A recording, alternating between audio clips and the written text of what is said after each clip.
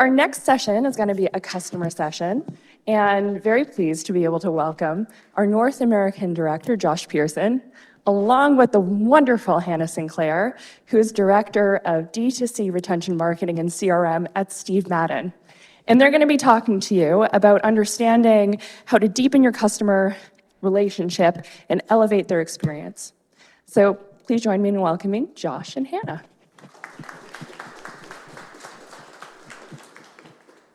It's a race, and I beat you. Hello.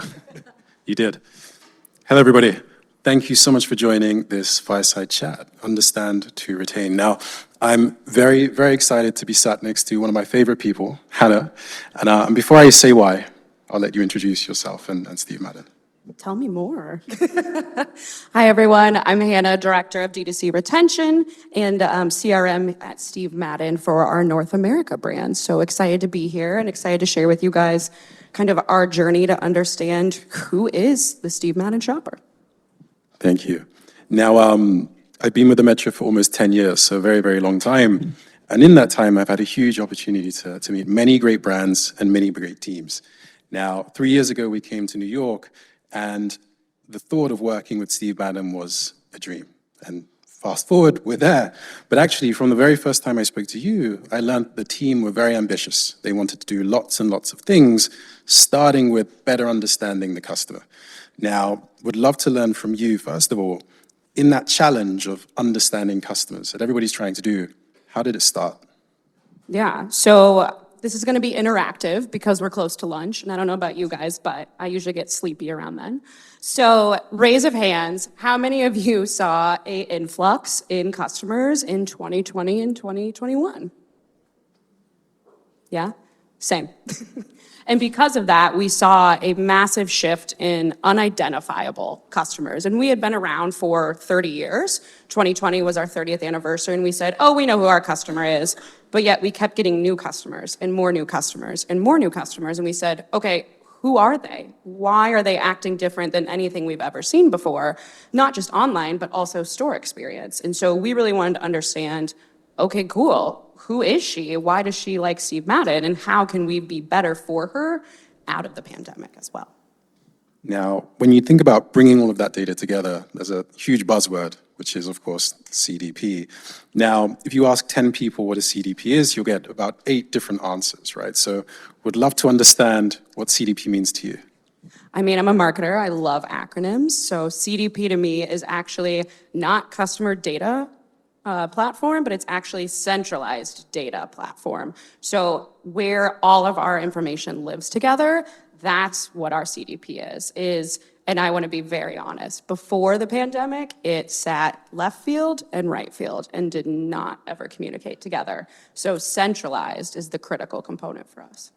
Yeah, and what we'd see is when we ask that question, there's often 2 types typically of CDP that people think about. There's that project led by IT, where they're looking for a central place to put everything. Now, that place isn't necessarily friendly to a marketing team. And then there's what you were looking for, which is something that the marketing team had access to, so they could understand trends and behaviors and such. So how are the team using it now that you have it? Yeah, so it actually unlocked a very good opportunity for the business where we could bring together that IT team who was looking for one platform and also the marketing team who was looking to use it daily, hourly, by the minute at times. And so that really unlocked an opportunity for us to understand, okay, cool, how do we bridge all this information together and really start to build an outline and an expectation that we could share all the way up and all the way down the organization and really make sure everyone is giving that unique experience of talking the same customer language and assumptions.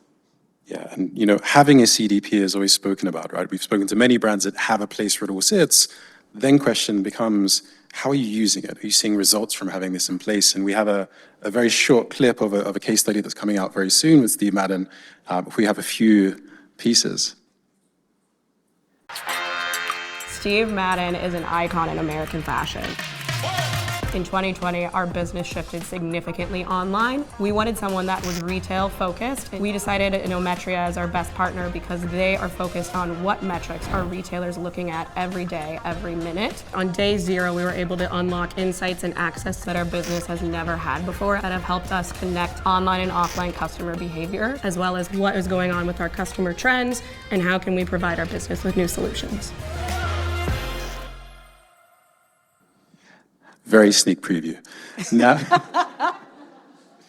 it's a great video. Early access. Welcome to the loyalty program. Now, you may have heard Hannah's voice there, so we have actually Hannah live and in person to talk about some of these things. But one thing that you mentioned in there quite a lot in that case study is being customer obsessed.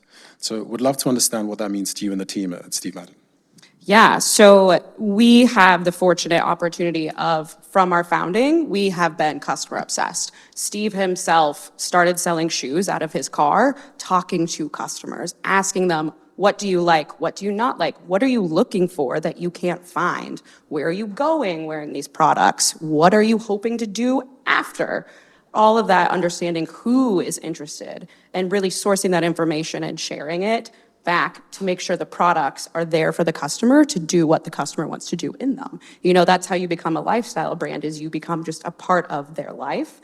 And so that is still true to this day. If you walk around any of our 5 stores in the city, you may run into Steve himself. He still sits there and asks customers, hey, what are you doing? Tell me what's going on. And he really wants to understand, who is she? What does she want? How can I solve a need for her that she's looking for right now? Has anyone here been into a Steve Madden store in the city? Hands? Ooh, thank you. Join us and pass, our loyalty program. That's the easy question. Has anyone run into Steve in those stores? You have? Amazing. I've yet to run into Steve, so excited for the opportunity. Now, when we think about customers for a moment, we love customers, right? They spend money, everything's great, but with that comes a case of expectation. And so for me, the more I spend with the brand, the more I engage with the brand, I expect something in return, and that's just continuing to be the case. We heard Jalal talk about connection earlier, and one particular brand where he is a slightly different profile from what he believes he is. Now, how are you seeing those expectations increase, right? Because there's a saying that the expectations of the consumer are fast outpacing the capabilities of a marketer. And so how are you seeing that expectation increase amongst your customers and in the space generally? Yeah, absolutely. I think the panel last touched on it really well, is customers expect seamlessness. They expect fast delivery. They expect you to know what they want before they even know what they want. I mean, how many of you have been talking to a friend and all of a sudden you open Instagram and it serves exactly what you were just saying? Customers are expecting that from brands. And I think where brands have the opportunity to is really say, okay, how do I lean into that? How can I service that need for customers? And honestly, like as a consumer myself, I expect a brand to deliver that. You know, it's really funny. We say that customers, you know, may not know what's going on. No, they're very aware what's going on, so deliver to that. One of the expectations we have internally too is saying, okay, what signals are we getting that, you know, we may not always be listening to? And one of my favorites is actually, how many of you on your websites have a search bar? Yeah, I hope so. Have you ever looked at top null search results? So what is your customer telling you they want that you aren't delivering on that expectation? And from there, sharing, hey, you know, actually an opportunity for us we saw is customers were searching for wide calves. We're so great. How do we build into product expansion? How can we deliver that expectation to the customer so next season when she comes back looking for wide calf, we can deliver that? And so again, it's listening to these signals that our customers are telling us, because again, thank you, Apple, thank you, Facebook, thank you, everyone in between. We lost all of that information. It wasn't given to us. So now we have to go source it again ourselves, and taking that opportunity to really say, great, here's the information the customer is telling me, and here's what I'm gonna go do with it. And what are some of the things that you and the team have tried to do to keep up with those expectations? Well, we invested in a CDP. No, we've done a lot. So much data comes into the platform. And we kind of had to say, okay, we took these 2 offline experiences, now what? And honestly, we had a massive influx of information. And so the first thing is we had to make sure, okay, is our data accurate? You know, store information sat separate for 20 years, and it was truly a black box. And so we really got the opportunity to say, okay, what's accurate? Let's clean, let's make sure it's efficient. And then let's make sure we start prioritizing then all that information to really understand, cool, here is what we have available. Let's go make changes internally. Yeah, so, lots of big data, lots of dreams, lots of things we want to achieve. How's the team changed, right? Because just having that overnight, that's great, but how do you have a team that can use it, make use of it? How's the team evolved and changed as Steve Madden to cape for this? Yeah, so kind of like I said earlier, is it opened kind of the dialect internally to say, let's start talking across all departments in the organization and say, who is she? Like at the end of the day, everyone wants to be successful. We're all working together. How can we bring this together? So any given day, you can find our team elbows deep with the development team saying, hey, we're trying to solve this question. We know this information lives somewhere here. Can you help us parse it together? Working together to solve that need is really how our team has evolved beyond just channel siloed to say, no, we are one big team working to solve this opportunity. And that big team now isn't just managing one e-commerce store, right? You guys are truly a global and multi-channel brand. When you take into account online and offline, for example, how have you and the team sort of worked together to understand how she shops offline versus online, and how have you turned that into strategy? Yeah, so honestly, it was a little bit of analysis paralysis, which cannot stress enough that is real. But we took millions of customer data points from online, tying it together to 120 different store offline data points, and really said, all right, let's start tackling this. And so from there, apologies, lost my train of thought.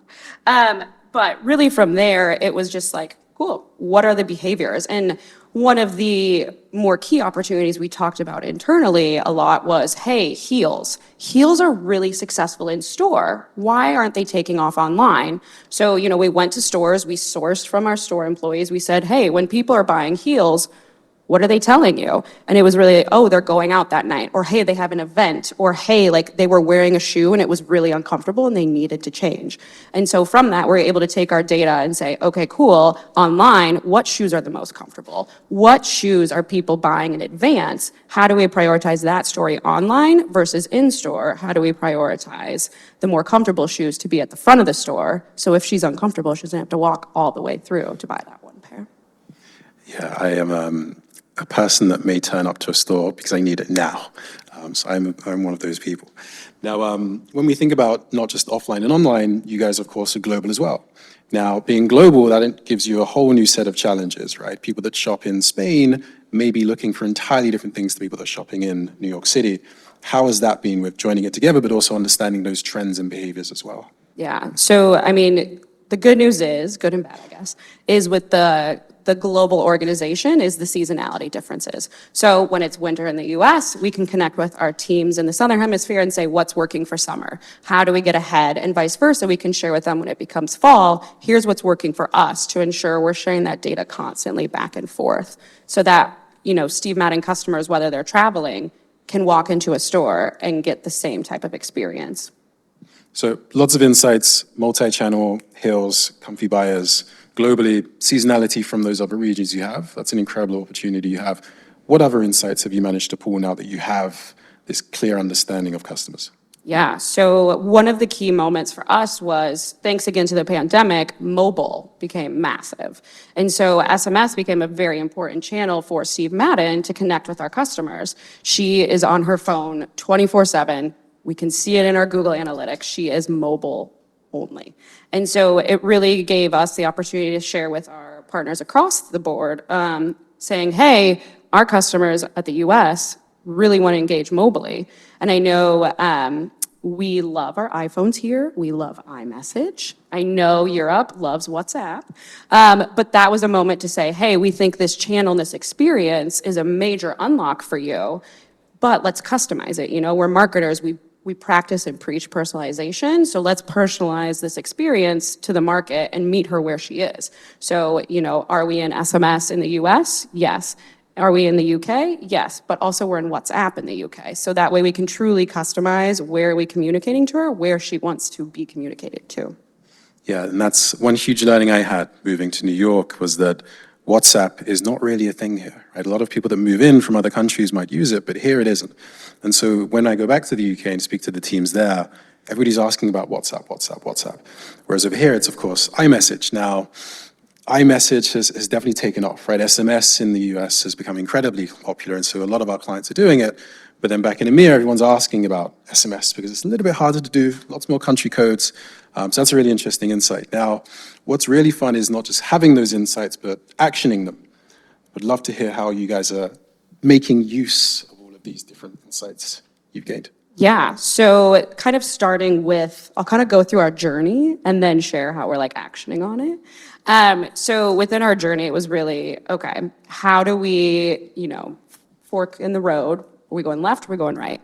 And so we said, we have all this information. Let's start understanding how do we put together those behaviors so that we can deliver that experience. And really what we did is we said, okay, cool. Here are all of these data points. Let's ask people internally, who do you think is the Steve Madden customer? And really understand what are the critical questions that we need to answer. But then we also ask the important question, I think, of who do you think she's not? And really say, cool, how can we answer these questions? Are the data points there? If not, let's build out that experience so we can start capturing.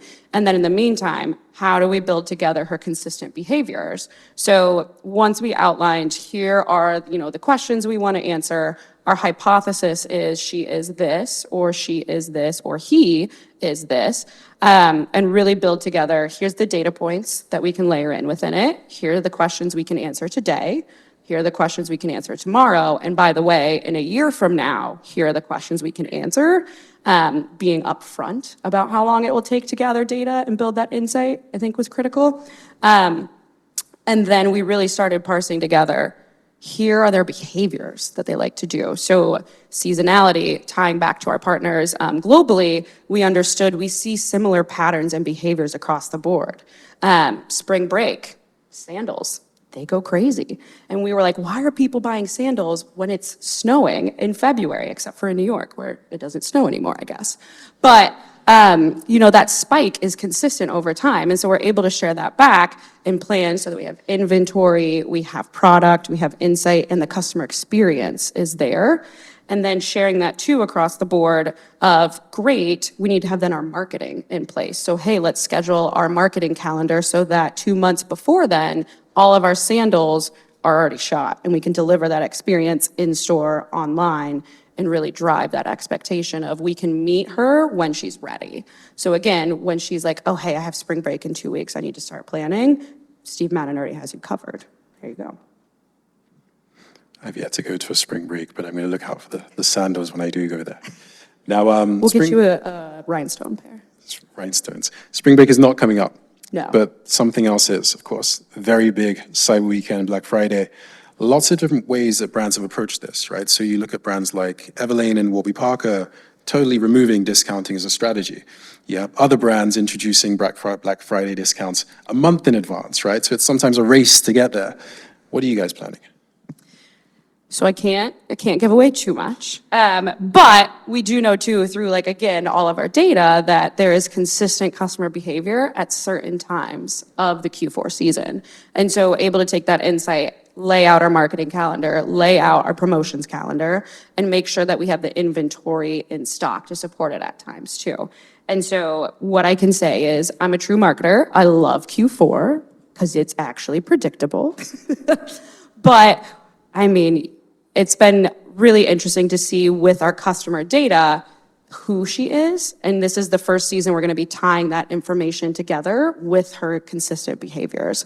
And so we're able to launch a brand campaign this holiday season, tying together how do we, make sure we're staying visible and in front of our current customer and our aspirational customer, but then also making sure we're delivering and being competitive in the marketplace. Because I think there's going to be a lot of discounts this year across the board.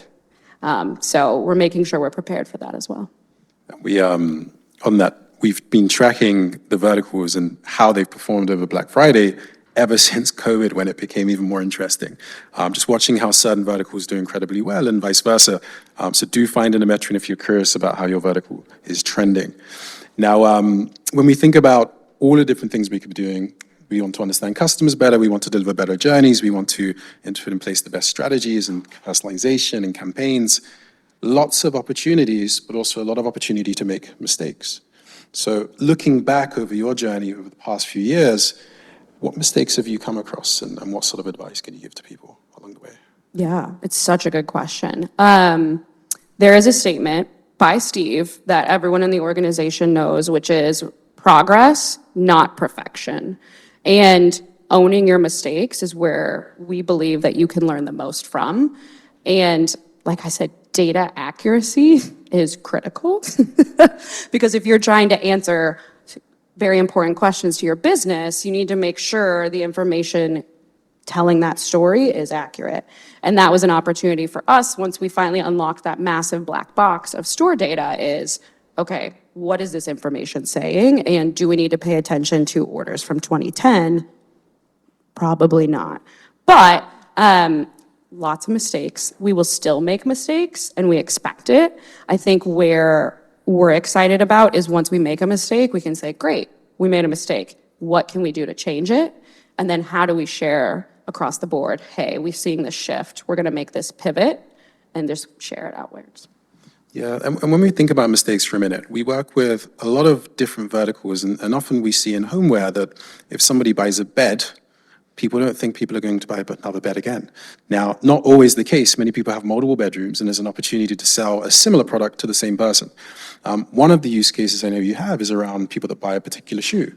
There's an opportunity still to, of course, deliver that same shoe, but with maybe some slightly different tweaks. Do you want to talk about a mistake people make by not doing that sort of thing? Yeah, so similar to the null search term results, we did a big analysis on second purchases.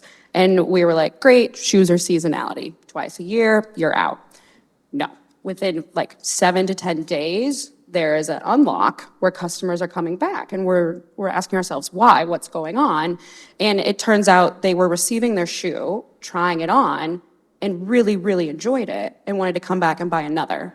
And so kind of our unlock there was if she's willing to come back this quickly to buy this one shoe, how do we surprise and delight her? And so we started doing limited edition colors, limited edition experiences, collaborations, and giving her this style that she knew she was loyal to in all these limited varieties. And is something that took off to where, you know, some people had 14 pairs of these shoes in their closet.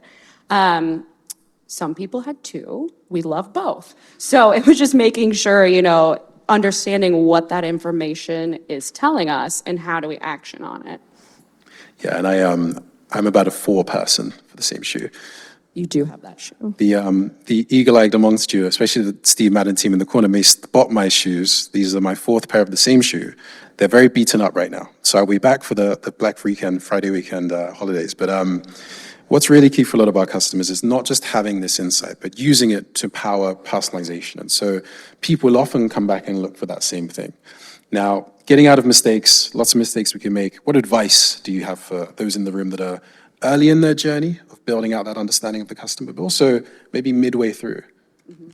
I mean, if you're midway through, you started, which is the number one recommendation I have, is just starting. Again, that progress, not perfection, is critical. The other thing I would say is it's okay to take your time. This is a big question that I can almost guarantee across the board. All of your brands are asking you, who is our customer? Share updates along the way and say, hey, here's what we're doing. Here's how long it's going to take, but we're going to make sure we're giving you that accurate picture so that we can execute as quickly as possible and see those results as quickly as possible. And I cannot stress enough, sharing up and down then those findings is critical. Making sure we know our store employees have our customer insights now and they could be like, oh, hey, if you're viewing this shoe, we think you're also gonna really like this, and talk customers on the floor and have that same experience online of our product recommendations, as well as in our campaigns, those same product recommendations are served so that we're giving that consistent experience across the board. Yeah, and I think that's a good way to summarize. It's about making sure the message goes up and down internally, but also communicating that to customers, right? We will be marketed to, that is a fact. What I want to see are things that I like. They might make me spend money, which isn't ideal, but at least it makes sure it's relevant to me. And that's the challenge that most businesses have today. It's how do we deliver the best possible thing? And then sometimes to do that, we need to ask those questions. And so that's either asking the customers themselves or asking the partners you work with. We, for example, have a wealth of data. We can tell you, here are the trends, here are what people are doing. And so asking questions is truly one of the best ways amongst everything else you've shared. That's it. Thank you, guys. Amazing. We'll be here all day. Feel free to ask the team questions. Yeah, great. Thank you.